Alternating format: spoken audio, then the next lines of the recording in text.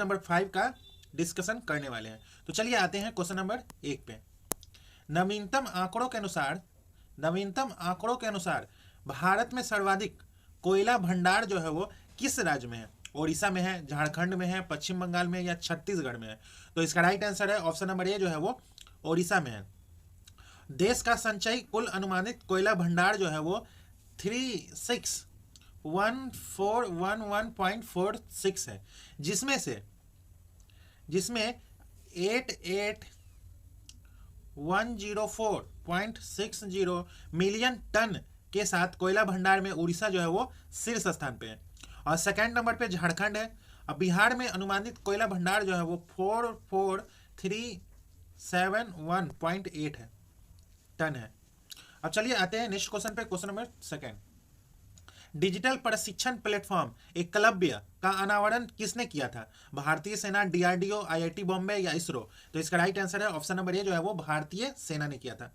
भारतीय सेना ने अधिकारियों के प्रशिक्षण में क्रांतिकारी बदलाव लाने के उद्देश्य से एक ऑनलाइन शिक्षण मंच एकलव्य जो है वो लॉन्च किया है। अब चलते हैं क्वेश्चन नंबर 3 पे। भारत और अमेरिका के बीच होने वाले संयुक्त सैन्य अभ्यास युद्ध अभ्यास 2024 का आयोजन कहाँ किया गया है? मेघालय में, हिमाचल प्रदेश में, राजस्थान में या उत्तराखंड में? तो इसका राइट आंसर है ऑप्शन नंबर सी जो है वो राजस्थान में किया गया है। युद्ध अभ्यास भारत और अमेरिका के बीच होने वाले संयुक्त सैन्य अभ्यास है। 2024 में युद्ध अभ्यास का 20वां संस्करण 9 से 22 सितंबर को राजस्थान के महाजन फील्ड फायरिंग रेंज में आयोजित हुआ है। अब चलते हैं क्वेश्चन नंबर 4 पे। जुलाई 2024 में नीति आयोग द्वारा नवीनतम सतत विकास लक्ष्य SDG भारत सूचकांक 2023-24 जारी किया गया है। इसमें भारत का समग्र स्कोर कितना है? समग्र स्कोर जो है वो कितना है? तो इसका राइट आंसर है ऑप्शन नंबर बी जो है वो 71 है, जिसमें भारत का समग्र स्कोर जो है वो 71 है और जिसमें शीर्ष प्रदर्शनकर्ता राज्य जो है वो केरल है, 79 स्कोर है और उत्तराखंड जो है वो 79 और बिहार जो है वो 57 स्थान अंकों के साथ सबसे निचले पायदान पे है। अब चलते हैं क्वेश्चन नंबर 5। हाल ही में किस राज्य द्वारा शिक्षित बेरोजगार युवकों को आर्थिक सहायता प्रदान करने के लिए लाडला भाई योजना की शुरुआत की गई है? महाराष्ट्र, मध्य प्रदेश, छत्तीसगढ़ या उत्तराखंड? तो ऑप्शन नंबर ए जो है वो महाराष्ट्र में। लाडला भाई योजना की शुरुआत महाराष्ट्र में की गई है।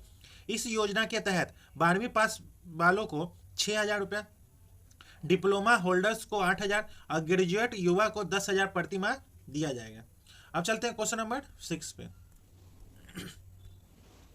ग्लोबल फायर पावर इंडेक्स 2025 में भारत का स्थान जो है वो कौन सा है? 8वां है, 4वां है, 17वां है या 11वां है? तो ऑप्शन नंबर बी जो है वो 4वां स्थान है। इस रैंकिंग में शीर्ष स्थान जो है वो अमेरिका है। अब चलते हैं नेक्स्ट क्वेश्चन पे, क्वेश्चन नंबर 7। मेजर ध्यानचंद खेल रत्न पुरस्कार 2024 से कितने खिलाड़ियों को सम्मानित किए जाने की घोषणा है? 2, 4, 3 या 5? तो ऑप्शन नंबर 4 जो है वो ऑप्शन नंबर सी जो है वो 4 खिलाड़ियों को 2024 हेतु प्रसिद्ध मेजर ध्यानचंद खेल रत्न पुरस्कार के लिए 4 खिलाड़ियों का चयन किया गया है। पहला जो है वो मनु भाकर शूटिंग से है, हरमनप्रीत सिंह जो है वो हॉकी से है, प्रवीण कुमार जो है वो पैरा एथलेटिक्स है, डी गुकेश जो है वो शतरंज से है। अब चलते हैं क्वेश्चन नंबर 8। भारत का पहला स्वदेशी रूप से विकसित प्रदूषण नियंत्रण पोर्ट का नाम क्या है जिसे अगस्त 2024 में लॉन्च किया गया? तो इसका राइट आंसर है ऑप्शन नंबर डी जो है वो समुद्र प्रताप। भारत का पहला स्वदेशी रूप से विकसित प्रदूषण नियंत्रण पोर्ट है। इसे 29 अगस्त 2024 को गोवा में लॉन्च किया गया है। यह गोवा शिपयार्ड लिमिटेड द्वारा निर्मित है। अब चलते हैं क्वेश्चन नंबर 9 पे। 15 अप्रैल 2025 को 23वें विधि आयोग के अध्यक्ष जो है वो किसे नियुक्त किया गया है? तो ऑप्शन नंबर बी जो है वो दिनेश महेश्वरी को। अब 22वें विधि आयोग का नेतृत्व जो है वो न्यायमूर्ति रीति राज अवस्थी कर रहे थे। ऋतु राज अवस्थी जो है वो 22वां था, 22वें विधि आयोग के अध्यक्ष थे और 23वें जो है वो दिनेश महेश्वरी। अब चलते हैं क्वेश्चन नंबर 10 पे। किस टाइगर रिजर्व के पास दुनिया की पहली ब्लैक टाइगर सफारी की स्थापना की जाने की योजना बनाई गई है? किस टाइगर रिजर्व में? तो ऑप्शन नंबर सी जो है वो सिमलीपाल टाइगर रिजर्व के पास दुनिया की पहली ब्लैक टाइगर सफारी की स्थापना की योजना बनाई गई है। सिमलीपाल टाइगर रिजर्व जो है वो उड़ीसा में स्थित है। कान्हा टाइगर रिजर्व जो है वो मध्य प्रदेश में है। जिम कॉर्बेट टाइगर रिजर्व जो है वो उत्तराखंड में है। और बांदीपुर टाइगर रिजर्व जो है वो कर्नाटक में है। अब चलते हैं क्वेश्चन नंबर 11। 18वीं भारत वन स्थिति रिपोर्ट 2023 के अनुसार भारत के कितने प्रतिशत क्षेत्र में वन एवं वृक्षावरण है? कितने प्रतिशत क्षेत्र में है? तो ऑप्शन नंबर बी जो है वो 25.17%। अब चलते हैं question number 12। One nation one student ID card का नाम जो है वो क्या रखा गया है? तो अपार आईडी। ऑप्शन नंबर ए जो है इसका राइट आंसर। अब चलते हैं क्वेश्चन नंबर 13। एक आदेश के जरिए सभी राजनीतिक दलों के लिए सांगठनिक चुनाव कराना एवं आयकर रिटर्न भरना अनिवार्य कर दिया गया है। ऐसा आदेश किसके द्वारा जारी किया गया है? तो भारत के चुनाव आयोग के द्वारा जारी किया गया है। ऑप्शन नंबर सी जो है इसका राइट आंसर है। अब चलते हैं क्वेश्चन नंबर 14। हाल ही में किसने खेलो इंडिया यूथ गेम्स के 7वें संस्करण का उद्घाटन किया है? कौन किया है? नीतीश कुमार, द्रौपदी मुर्मू, प्रधानमंत्री नरेंद्र मोदी या आरिफ मोहम्मद? तो ऑप्शन नंबर सी जो है वो नरेंद्र मोदी। प्रधानमंत्री नरेंद्र मोदी ने वीडियो कॉन्फ्रेंसिंग के जरिए खेलो इंडिया यूथ गेम्स के 7वें संस्करण का उद्घाटन पाटलिपुत्र में भव्य शुभारंभ किया है। खेलो इंडिया यूथ गेम्स के 7वें संस्करण पहली बार बिहार के 5 शहरों पटना, राजगीर, गया, भागलपुर और बेगूसराय में आयोजित किए जा रहे हैं। खेलो इंडिया यूथ गेम्स 2025 बिहार के शुभंकर गज सिंह का स्वरूप और अवधारणा राज्य की ऐतिहासिक, सांस्कृतिक एवं खेल भावना का प्रतीक है। खेलो इंडिया यूथ गेम 2025 का आयोजन 4 से 15 मई तक होगा। अब चलते हैं क्वेश्चन नंबर 15 पे। हाल ही में भारत ने किस नदी पर बने बगलिहार डैम से पाकिस्तान को जाने वाली पानी रोक दिया है? किस डैम पे बना है? किस नदी पे बना है? तो झेलम नदी, चिनाब नदी, सिंधु नदी या सतलज नदी? तो ऑप्शन नंबर सी जो है वो चिनाब नदी पे बना हुआ है बगलिहार डैम। अब चलते हैं क्वेश्चन नंबर 16। पद्म पुरस्कार से सम्मानित स्वामी शिवानंद सरस्वती का हाल ही में निधन हो गया, वो कौन थे? तो ऑप्शन नंबर सी जो है वो योग गुरु थे। अब चलते हैं क्वेश्चन नंबर 17। लखकुंडी स्मारक किस राज्य में स्थित है जिसे यूनेस्को की विश्व धरोहर स्थलों की संभावित सूची में शामिल करने का प्रस्ताव रखा गया है? कर्नाटक, केरल, तमिलनाडु या आंध्र प्रदेश? तो ऑप्शन नंबर ए जो है वो कर्नाटक।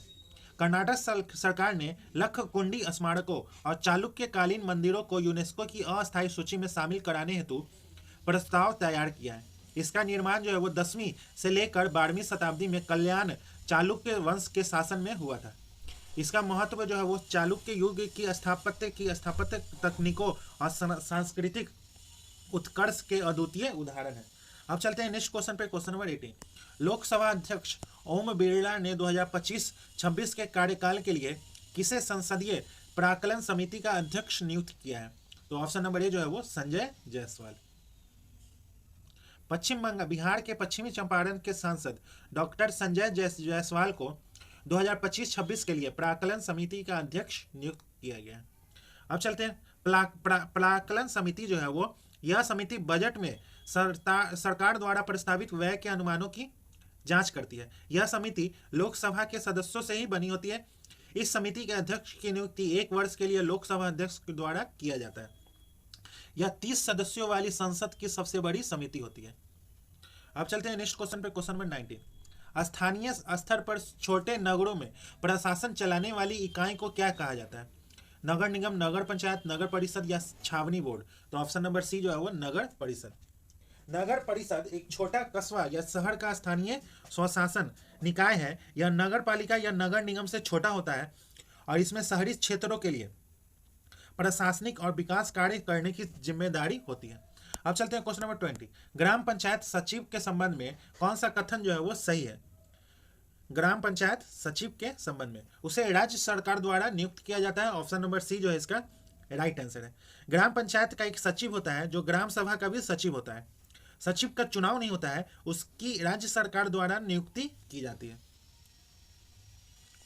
अब चलते हैं क्वेश्चन नंबर 21। निम्न कथनों पर विचार करना है। पहला, संसद जो है वो हमारे लोकतंत्र का आधार स्तंभ है। संसद में हम अपने मनोनीत प्रतिनिधियों के माध्यम से प्रतिनिधित्व पाते हैं। उपरोक्त में से कौन सा कथन जो है वो सही है? तो ऑप्शन नंबर ए केवल पहला कथन जो है वो सही है। संसद जो है वो हमारे लोकतंत्र का आधार स्तंभ है और हम अपने निर्वाचित प्रतिनिधियों के माध्यम से उसमें प्रतिनिधित्व पाते हैं, ना कि मनोनीत। निर्वाचित करते हैं हम लोग, निर्वाचित करते हैं। अब चलते हैं क्वेश्चन नंबर 22। इंदिरा सहनी एवं अन्य बनाम भारत संघ का प्रसिद्ध मामला किस लिए प्रसिद्ध है? तो सामाजिक शैक्षणिक दृष्टि से पिछड़े वर्गों के लिए आरक्षण पर निर्णय देने को लेकर ऑप्शन नंबर बी जो है इसका राइट आंसर है।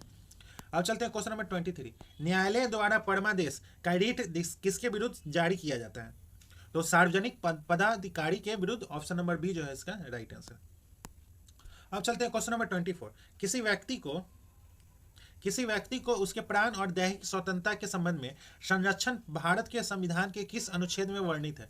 तो ऑप्शन नंबर बी जो है वो अनुच्छेद 21। प्राण और दैहिक स्वतंत्रता का संरक्षण जो है वो अनुच्छेद 21 में वर्णित है। और अनुच्छेद 19 में वाक एवं अभिव्यक्ति की स्वतंत्रता का संरक्षण है। अनुच्छेद 20 में अपराधों के लिए दोष सिद्धि के संबंध में संरक्षण है। अनुच्छेद 22 जो है वो कुछ दशाओं में गिरफ्तारी और निरोध से संरक्षण है। अब चलते हैं क्वेश्चन नंबर 25। बिहार विधानसभा के सदस्य डैश होते हैं। विधानसभा के सदस्य जो है वो जनता के द्वारा चुने जाते हैं। ऑप्शन नंबर बी जो है इसका राइट आंसर है। अब चलते हैं क्वेश्चन नंबर 26। निम्नलिखित कथनों पर विचार करना है। पहला जो है वो केवल लोकसभा में ही धन विधेयक प्रस्तुत किया जा सकता है। मंत्री परिषद केवल लोकसभा के प्रति उत्तरदायी है, राज्यसभा के प्रति नहीं है। तो इसका राइट आंसर है ऑप्शन नंबर सी जो है वो 1 और 2 दोनों सही है। अब चलते हैं क्वेश्चन नंबर 27। स्वतंत्र भारत के प्रथम विदेश मंत्री जो थे वो कौन थे? तो ऑप्शन नंबर बी जो है वो जवाहरलाल नेहरू थे। अब चलते हैं क्वेश्चन नंबर 28। सूची 1 का सूची 2 से मिलान करना है। भारतीय जन संघ जो है वो Shyama Prasad Mukherjee, Republican Party of India जो है वो डॉक्टर भीमराव अम्बेडकर, और स्वतंत्र पार्टी जो है वो KM मुंशी। तो इसका राइट आंसर है ऑप्शन नंबर बी जो है इसका राइट आंसर है। अब चलते हैं क्वेश्चन नंबर 29। निम्नलिखित में से कौन विषाणु जनित रोग है? कौन सा जो है वो विषाणु जनित रोग है? तो पोलियो जो है वो, ऑप्शन नंबर सी जो है इसका राइट आंसर है। अब चलते हैं क्वेश्चन नंबर 30। प्राकृतिक चयन की अवधारणा किसने प्रस्तुत किया था? किसने प्रस्तुत किया था प्राकृतिक चयन की अवधारणा? तो ऑप्शन नंबर बी जो है वो डार्विन ने किया था। डार्विन ने किया था। अब चलते हैं क्वेश्चन नंबर 31।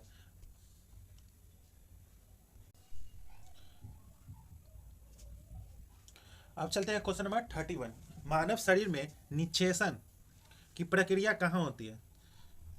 तो इसका राइट आंसर है ऑप्शन नंबर बी जो है वो डिंब वाहिनी नलिका में होती है। ऑप्शन नंबर बी जो है इसका राइट आंसर। अब चलते हैं क्वेश्चन नंबर 32। लैंगरहैंस दीपिकाओं में पाई जाने वाली बीटा कोशिकाएं निम्नलिखित में से किस हार्मोन का स्राव करती है? कौन से हार्मोन का स्राव करती है? तो ऑप्शन नंबर बी जो है वो इंसुलिन। अब चलते हैं नेक्स्ट क्वेश्चन पे, क्वेश्चन नंबर 33। पत्तियों का हरा रंग किस वर्णक के कारण दिखाई देता है? कौन से वर्णक के कारण दिखाई देता है? तो ऑप्शन नंबर ए जो है वो क्लोरोफिल। अब चलते हैं क्वेश्चन नंबर 34। जब पादप कोशिकाओं से पानी बाहर निकल जाए तथा कोशिका की कोशिका झिल्ली सिकुड़कर कोशिका भित्ति से अलग हो जाती है तब क्या होता है?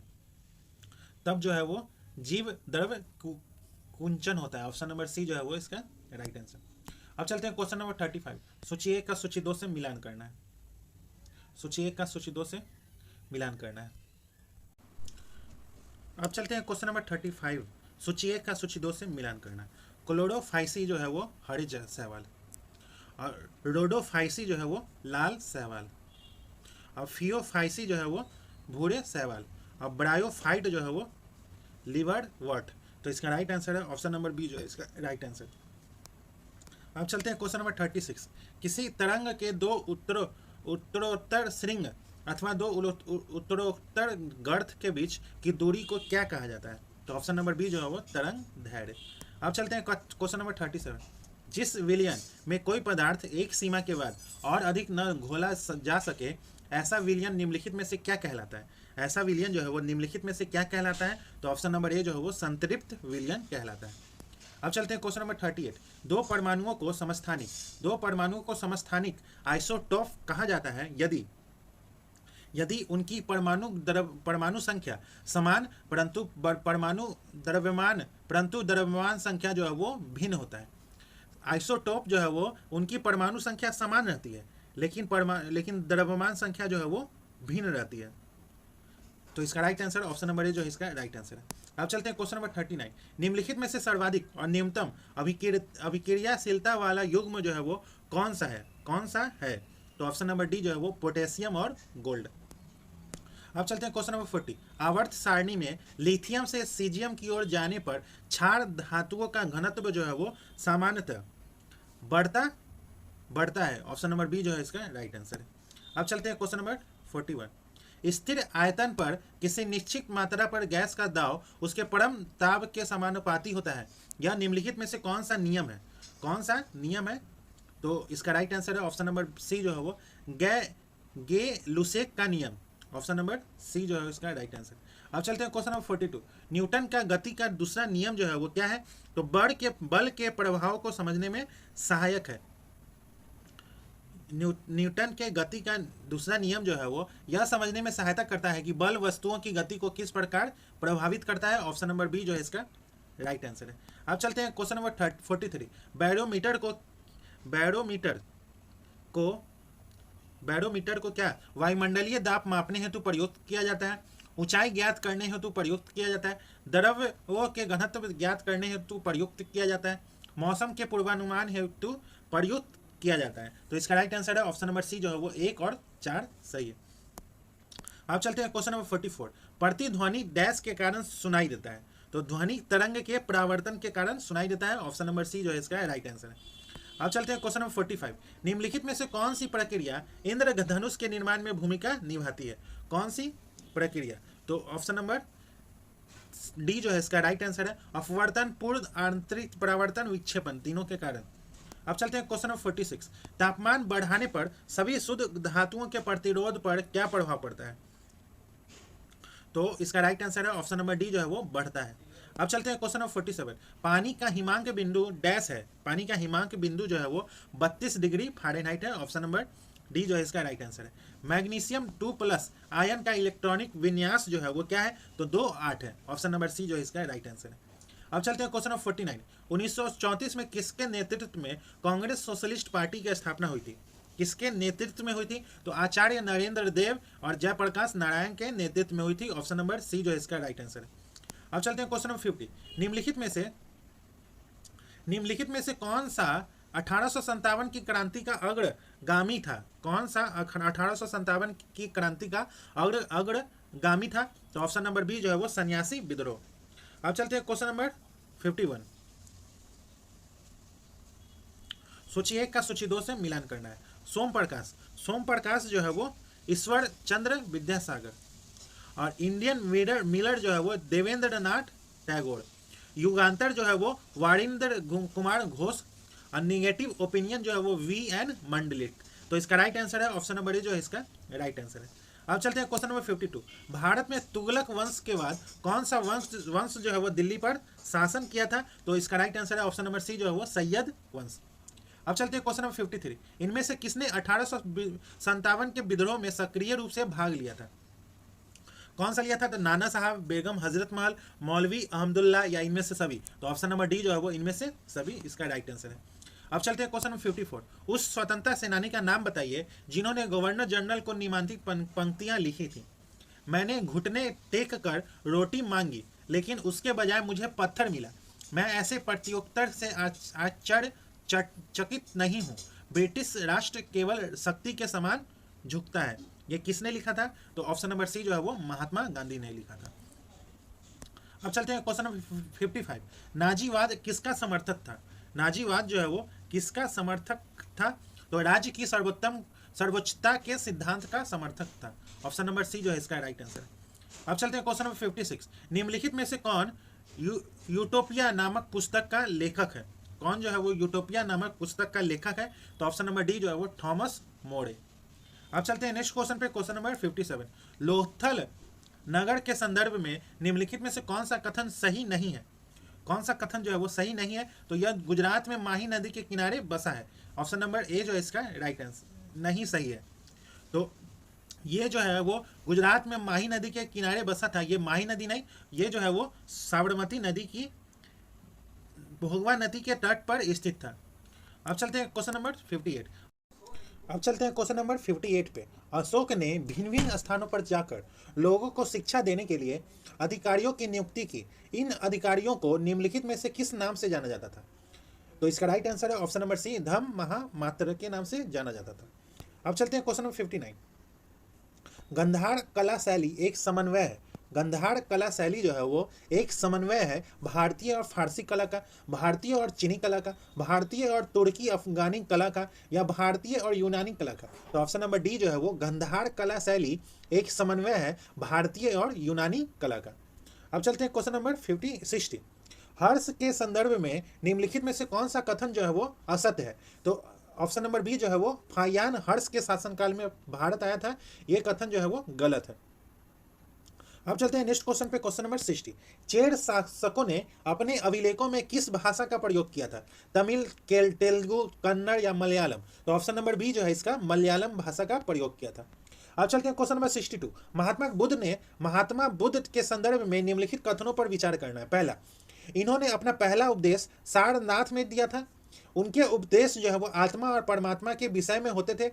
उन्होंने दुख को निवृत्ति के लिए अष्टांगिक मार्ग को जरूरी बताया था। उपरोक्त में से कौन सा कथन जो है वो सही है? तो इसका राइट आंसर है ऑप्शन नंबर सी जो है वो एक और तीसरा कथन जो है वो सही है। महात्मा बुद्ध का उपदेश मुख्य रूप से दुख की समस्या और तथा उससे मुक्ति के मार्ग पर आधारित है। अब चलते हैं नेक्स्ट क्वेश्चन पे, क्वेश्चन नंबर 63। जनगणना 2011 के अनुसार भारत के निम्नलिखित में से किस केंद्र शासित प्रदेश का लिंगानुपात सर्वाधिक है? तो इसका राइट आंसर है ऑप्शन नंबर ए जो है वो पुडुचेरी का लिंगानुपात जो है वो 1037 था, और लक्षद्वीप का 946 था, और चंडीगढ़ का 818 था, और दमन और दीव का 618 था। तो इसका right answer option number A जो है इसका राइट आंसर। अब चलते हैं क्वेश्चन नंबर 64। नर्मदा एवं ताप्ती नदियों के मुहाने पर कौन सा द्वीप बनता है? वेलिंगटन द्वीप, अलियावेट द्वीप, या खदियावेट द्वीप, या एक से अधिक? तो ऑप्शन नंबर डी जो है इसका राइट आंसर है। अब चलते हैं क्वेश्चन नंबर 65। किस वायुदाब पेटी को अश्व अक्षांश कहा जाता है?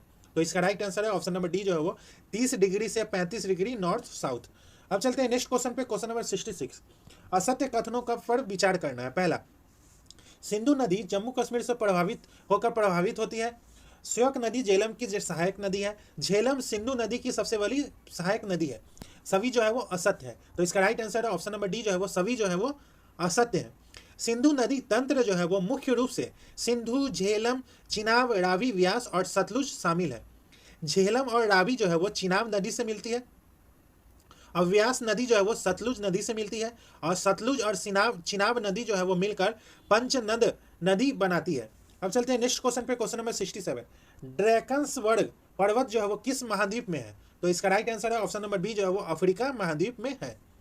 अब चलते हैं क्वेश्चन नंबर 68। नर्मदा नदी पे कौन सा बांध है? तो नर्मदा नदी पे ओंकारेश्वर बांध है, और चंबल नदी पे राणा प्रताप सागर बांध है, कृष्णा नदी पे नागार्जुन सागर है, कावेरी नदी पे मेट्टूर बांध है। तो इसका राइट आंसर है ऑप्शन नंबर डी जो है इसका राइट आंसर है।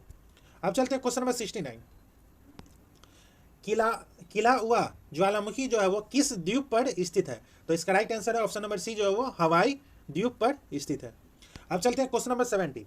निम्नलिखित में कौन बंदरगाह तमिलनाडु तट पर स्थित नहीं है? कौन सा बंदरगाह जो है वो तमिलनाडु तट पर स्थित नहीं है? तो ऑप्शन नंबर डी जो है वो मछलीपट्टनम बंदरगाह जो है वो तमिलनाडु तट पर स्थित नहीं है। ऑप्शन नंबर डी जो है इसका राइट आंसर है। अब चलते हैं क्वेश्चन नंबर 71। निम्नलिखित में से कौन सी जनजाति राज्य की कौन सी जोड़ी सही सुमेलित नहीं है? कौन सी सही सुमेलित नहीं है? तो भील जो है वो गुजरात में है, गद्दी जो है वो हिमाचल प्रदेश, टोडा जो है वो तमिलनाडु, वासी जो है वो केरल नहीं होगा, ये लक्षद्वीप होगा।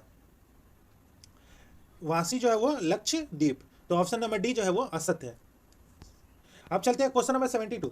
विश्व में कॉफी का सर्वाधिक उत्पादन जो है वो कहाँ होता है? तो ऑप्शन नंबर डी जो है वो ब्राजील में होता है। कॉफी का सर्वाधिक उत्पादन जो है वो ब्राजील में होता है। विश्व का कहवा पात्र जो है वो ब्राजील को कहा जाता है। ब्राजील के सैंटोस पतन को कहवा पतन कहा जाता है। अब चलते हैं क्वेश्चन नंबर 73। ताल की मिट्टी किस फसल के लिए उपयुक्त मानी जाती है? तो ऑप्शन नंबर बी जो है वो रबी फसल के लिए उपयुक्त मानी जाती है। अब चलते हैं नेक्स्ट क्वेश्चन पे, क्वेश्चन नंबर 74। असंगत जोड़ों की पहचान करना है। उदयपुर वन्यजीव अभ्यारण्य जो है वो पश्चिम चंपारण में, वरेला वन्यजीव अभ्यारण्य जो है वो वैशाली में है, वाल्मीकि वन्यजीव अभ्यारण्य जो है वो पूर्वी चंपारण में नहीं पश्चिमी चंपारण में है, और भीमबांध वन्यजीव अभ्यारण्य जो है वो मुंगेर में है। तो ऑप्शन नंबर बी सी जो है वो असंगत है। अब चलते हैं क्वेश्चन नंबर 75। उत्तर पश्चिम भारत में सर्दियों के दिनों में होने वाली वर्षा का संबंध किस मानसून विक्षोभ से है? तो ऑप्शन, इसका राइट आंसर है ऑप्शन नंबर सी जो है वो पश्चिमी विक्षोभ से है।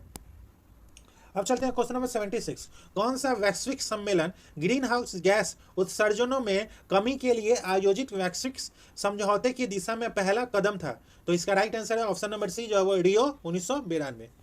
अब चलते हैं क्वेश्चन नंबर 77। यदि श्रम पूंजी से सस्ता हो तो अधिक श्रम प्रधान विधियों का प्रयोग होगा। यदि श्रम की अपेक्षा पूंजी सस्ती है तो उत्पादन में अधिक पूंजी प्रधान विधियों का प्रयोग होगा। ऊपर दिया गया वितरण किस प्रकार की अर्थव्यवस्था को निरूपित करता है? तो इसका राइट आंसर है ऑप्शन नंबर सी जो है वो पूंजीवादी अर्थव्यवस्था को निरूपित करता है। अब चलते हैं क्वेश्चन नंबर 78। भारत में निम्नलिखित में से किस पंचवर्षीय योजना में अर्थव्यवस्था के समाजवादी स्वरूप को अपनाया गया था? तो इसका राइट आंसर है ऑप्शन नंबर ए जो है वो दूसरी पंचवर्षीय योजना में। अब चलते हैं नेक्स्ट क्वेश्चन पे, क्वेश्चन नंबर 79। भारत को 1991 में एक आर्थिक संकट का सामना करना पड़ा। निम्नलिखित में से कौन सा उस संकट का प्रमुख कारण रहा है? तो बाहरी ऋण का उच्च स्तर, ऑप्शन नंबर बी जो है इसका राइट आंसर है। अब चलते हैं क्वेश्चन नंबर 80। बाजार का नियम किस अर्थशास्त्री ने दिया था? बाजार का नियम जो है वो किस अर्थशास्त्री ने दिया था? तो ऑप्शन नंबर बी जो डी जो है वो जेवी से ने दिया था। अब चलते हैं क्वेश्चन नंबर 81। डेयरी आर्थिक गतिविधि के किस क्षेत्र में आती है? तो इसका राइट आंसर है ऑप्शन नंबर बी जो है वो प्राथमिक क्षेत्र में आती है। अब चलते हैं क्वेश्चन नंबर 82। रेपो रेट जो है वो क्या है? तो यह वह दर है जिस पर आरबीआई धन की कमी की स्थिति में वाणिज्यिक बैंकों को अल्पकालीन ऋण देता है। ऑप्शन नंबर सी जो है इसका राइट आंसर है। अब चलते हैं क्वेश्चन नंबर 83। निम्नलिखित में से किस दिन संयुक्त राष्ट्र शांति सैनिकों का अंतर्राष्ट्रीय दिवस जो है वो मनाया जाता है? तो इसका राइट आंसर है ऑप्शन नंबर बी जो है वो 29 मई को मनाया जाता है। अब चलते हैं ग्रुप ए। और अंतर्राष्ट्रीय न्यायालय जो है वो द हेग में है। खाद्य और कृषि संगठन जो है वो रोम में है, और यूनिसेफ जो है वो न्यूयॉर्क में है। विश्व व्यापार संगठन जो है वो जेनेवा में है। तो इसका राइट आंसर है ऑप्शन नंबर ए जो है इसका राइट आंसर है। अब चलते हैं क्वेश्चन नंबर 85। नए संसद भवन के प्रमुख वास्तुकार जो थे वो कौन थे? तो ऑप्शन नंबर बी जो है वो विमल पटेल थे। अब चलते हैं क्वेश्चन नंबर 86। गैबोन देश की राजधानी जो है वो निम्न में से कौन सी है? तो गैबोन देश की राजधानी जो है वो लिब्रेविले है। ऑप्शन नंबर बी जो है इसका राइट आंसर है। अब चलते हैं क्वेश्चन नंबर 87। भारतीय प्राणी सर्वेक्षण की स्थापना निम्न में से किस वर्ष की गई थी? तो इसका राइट आंसर है ऑप्शन नंबर सी जो है वो 1916 में की गई थी। अब चलते हैं नेक्स्ट क्वेश्चन पे, क्वेश्चन नंबर। गांधी मैदान क्षेत्रीय केंद्र की स्थापना मार्च 1965 में पटना में किया गया था।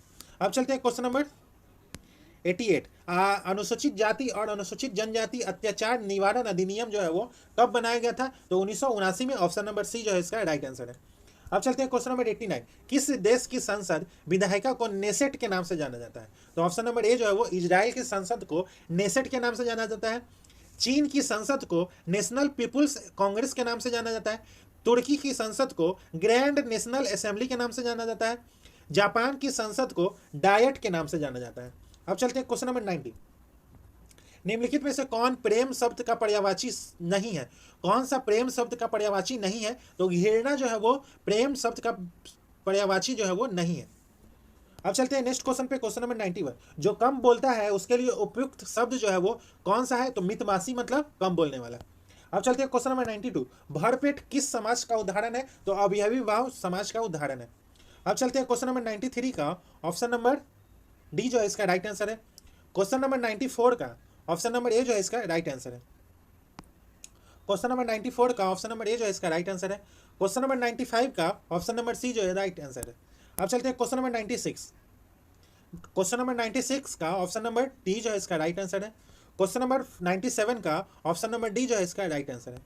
क्वेश्चन नंबर 98 का ऑप्शन नंबर सी जो है वो इसका राइट आंसर है। 5 जो है वो 5 × 2 + 1 11 हो गया।